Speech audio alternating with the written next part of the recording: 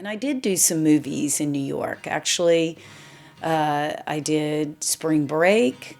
I did The First Turn On with Troma, which was great. And worked with Lloyd, and he was great. He was fun. I do remember that there might have been a casting call because a few of the Penthouse Pets were in it. Carol Davis, she was a camp counselor, I think, and there was Donna Barnes, which she was up for Pet of the Year in my year. She was one of the camp counselors, I guess, or one of the campers, or I think they were having sex in at the campsite or something. The kids stumbled upon it. Can't remember exactly, but and then there was me playing the Dream Girl, which I loved. It was fun, and I got to work with some really fun upcoming actors. And I just remember the beach scene was cool. Make my move. She was gone.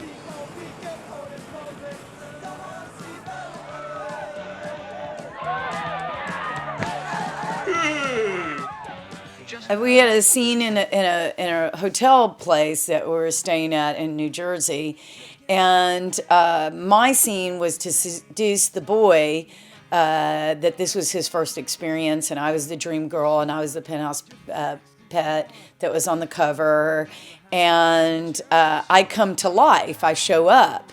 You know, I show up on the beach and then I disappear. And then I show up in the room with this kid, little redheaded kid, whose first movie. And I want to say he was maybe 16 or 17. And I know that I really intimidated him. And I was trying to be as nice as I could with him and gentle. But I think Lloyd was like, let's just get this shot. Like, come on now, I need something better than this. I need some more action, you know, or something. I can't remember. It was so long ago. But I remember being really frustrated because it was like 2 a.m. or something. I was exhausted.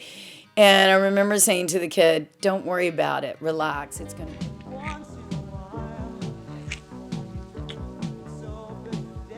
Danny, you're bulge.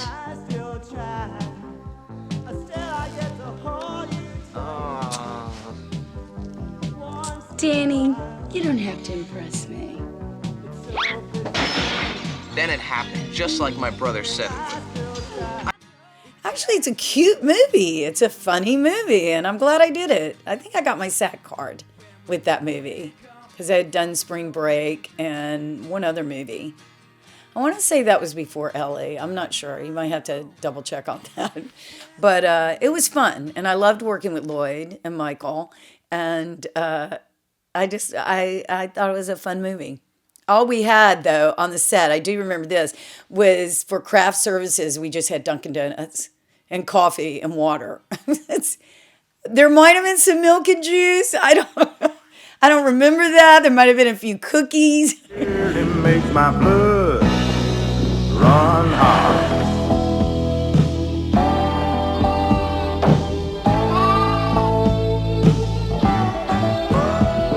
That honey gold hair, those emerald eyes, that little girl look, can't hide the woman inside. Does that innocent smile mean she's rich? So I ended up sitting in the lobby, and some director or casting person heard my accent, and he said, where are you from? And I said, I'm from Memphis, Tennessee. And he goes, really? He goes, so that accent is real? And I said, yeah, my southern accent's real. I could never get rid of it. It was so thick when I first moved to New York. And he said, I want you to come in this room and audition for this movie. And I said, I go, audition for this movie? I said, wait a minute. I go, I don't know if I'm a real actress here. And he said, no, I need you to audition.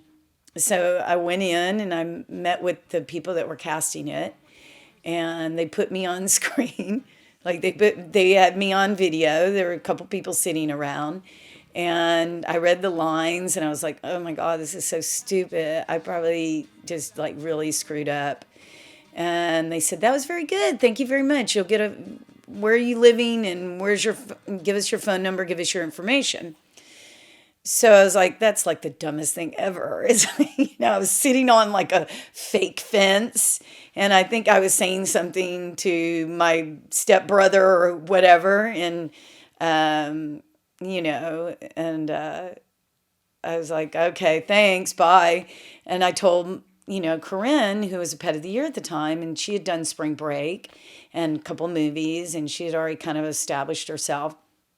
I said, I just auditioned for a movie. And she said, what? She goes, who does that? Who just walks into a room and auditions for a featured film, And here she is auditioning for Love Boat. So we laughed about it. I said, oh, it was stupid. I'm not going to get that. That was like the dumbest thing ever. And then they called my manager. They called my agent like a couple of days later and said, we really love her. We want her to come in and meet Peter Whitman and Francine. So, who did play Dead. He wrote and directed that movie. So I went in and I read for them, and they were like, we really love you and we think you're Ellie. And I ended up getting the role. And, probably a week later, they flew me to Dallas, Texas. And here I was with a script in hand, and I find out that Edward Albert Jr. is in it, and I'm dying inside. I couldn't wait to call my mother and tell her, remember when I said I was going to marry Edward Albert Jr. and kiss him? And you laughed at me, Mom? I said, I'm actually working with him. And I'm working with Shelley Winters. And my mom was like, oh my God, I love Shelley Winters. That's incredible, Sheila. So now when my mom took a hard hit when I told her I posed in Penthouse, she was really happy for me. And she was glad that I was actually becoming an actress and doing a real movie.